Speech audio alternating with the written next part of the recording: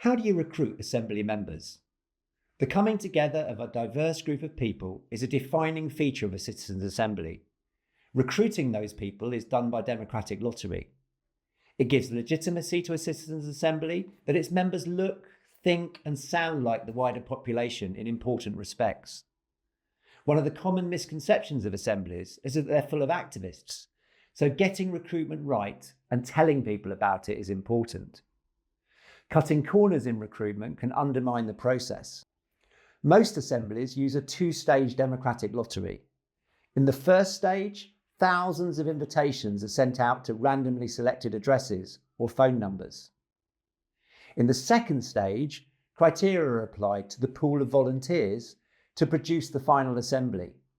Most common are socio-demographic criteria such as gender, age, ethnicity, education and geographic location. Other criteria based on behaviours and attitudes have sometimes been applied. For example, if the assembly is on transport, people's primary mode of transport might be included. And some assemblies on climate have also used attitudes towards climate to make sure assembly members bring a range of perspectives into the room. But this only works if population data is available for comparison. Consider targeted outreach to communities that tend not to respond to invitations, and consider oversampling structural minorities to increase their presence in the assembly. Getting a diverse group into the room is hard work.